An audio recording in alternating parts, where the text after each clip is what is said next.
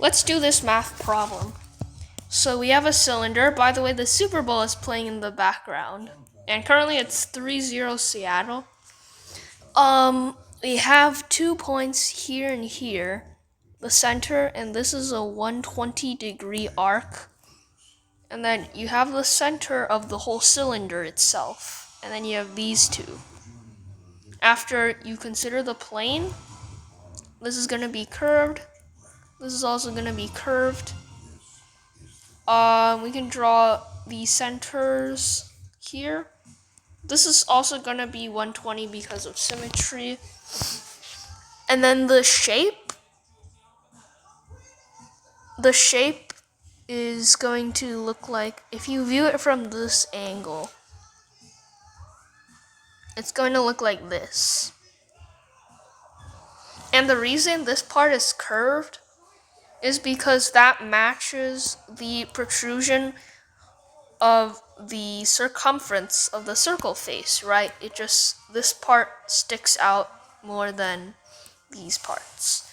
So when dealing with complex 3D areas, a common strategy is to project these points down onto a simpler plane. So let this be A, B, C, D as given. Dun, dun, dun. Wait, I know this song. Anyway, Ramondre Stevenson getting tackled. Okay,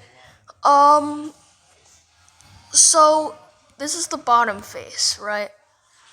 So we can look at the bottom face cross-sectional area because that's a simpler area.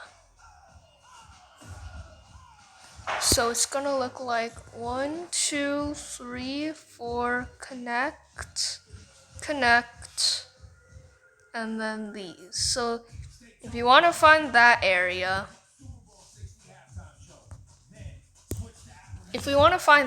that's just the area of these two triangles. Oh, not golden, bro. Also, is that Breezy Johnson from the Olympics? Oh, come on, bro.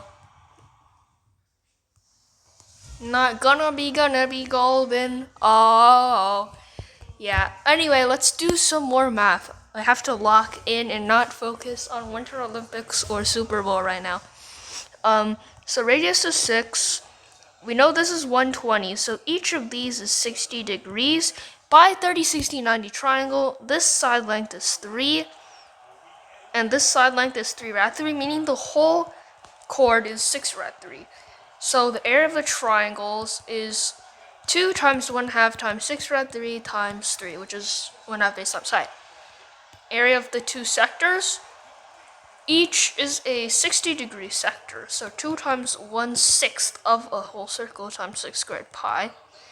So this is 18 rad 3, and this is what? 12 pi. Okay, so 12 pi plus 18 rad 3 is the area of the bottom face. But that's not the answer, so we only found this area. Now, how do we relate it to this diagonal area? Well, we can consider corresponding lengths. And the length from, we can call this O to this midpoint here. I will draw this in orange. And the length from here, oops, I really saw my highlighting.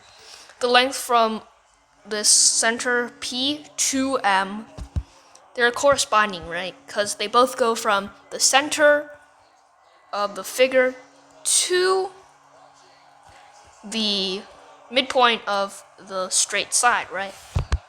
So we know PM is 3 by the same exact reasoning, right?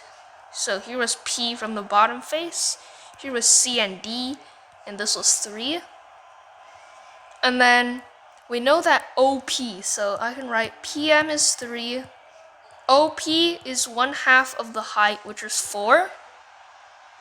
Oh wait, Sam Darnold. Oh, incomplete. That was close, he could have been gone, but by 3, 4, 5 triangle, we have OM as 5, right? Here.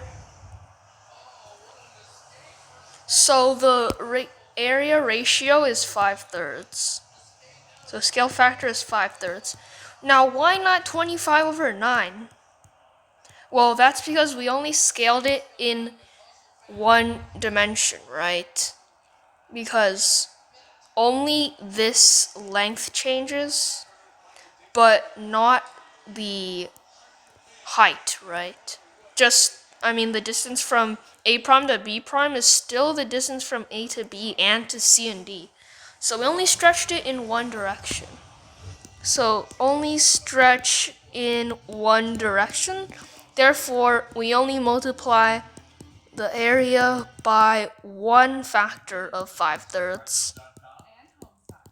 So this gives 30 pi plus 20 rad 3. Oh wait, 20 pi plus 30 rad 3. What am I doing? This is why I'm not locked in, because I'm too focused on K-pop golden songs. But anyway, we found the answer. So 30 plus 20 plus 3 is 053. And we are done. Hopefully Juliet will like me again. Bye.